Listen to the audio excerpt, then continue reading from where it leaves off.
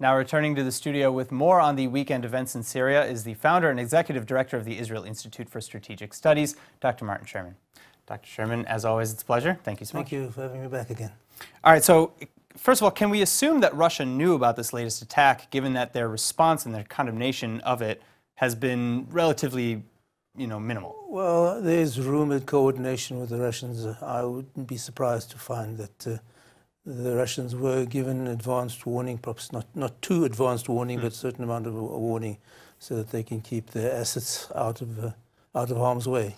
I see. And then, I don't know, do you think that Israel can then continue to operate in this way, or do you think that maybe Russian forces, especially with their S-300s, are going to become more effective? I must say I feel a little uncomfortable about Israel talking about it so openly.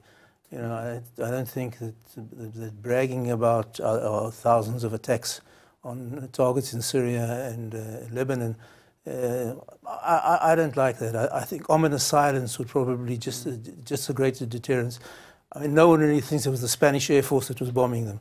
Well, so, why do you think then that change was made? Because you're right, Israeli officials have become a little bit more vocal as of late. Well, I would advise them not to. Some people would probably suspect, the more cynical among us would probably suspect it has something to do with the elections. I would hope it's not that. But as I say, I think it's a mistake to be too forthright about it, because it certainly doesn't reduce the potential for retaliation on the other side. The more Israel shows what it's doing and talks about what it's doing, eventually will bring up some kind of desire, some kind of urge to retaliate, whether it be successful or not. I mean, we've already seen the Iranians retaliate outside the borders of Israel, like blowing up Israeli assets in Argentina, for instance. So I don't think talking about this is the most prudent policy. All right. So, speaking of policy, though, within how Israel has been attacking in Syria, Iranian assets mostly, if Israel is attacking mostly Syrian and Iranian assets, like Gadi Eisenkot, he talked about his campaign between the wars. Are we winning? Is that something that we can say? We have thousands of airstrikes and I think we've been operationally successful. I don't know whether that's a military victory, but we've been operationally successful.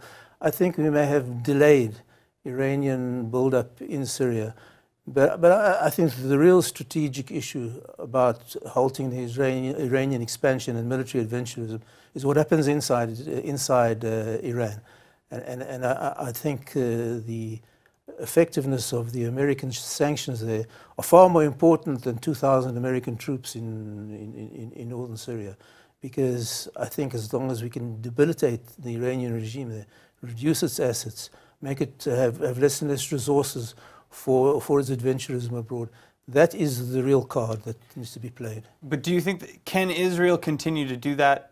Do you think that we've shown any sign that our ability to hamper Iran might be slowing down? Perhaps that's why they're being so vocal about their attacks recently.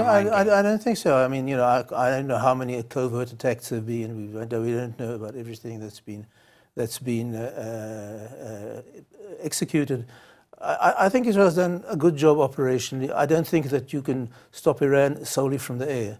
I think eventually, if you really want to stop it, they're going to have to commit ground troops to it eventually at some stage. I think you can delay it, you can probably contain it for a while, but I think the major point is weakening the Iranian regime from domestically, as I said before, because there's a lot of ethnic tension there. Sure. There's a huge water crisis. The economy is not doing well. The Iranian currency is plunging. So I think that if you can contain them up to a point until there's irresistible pressure for regime change in Iran, I think that's the combination that we need to be looking at. All right. Dr. Sherman, thank you so much. Thank you.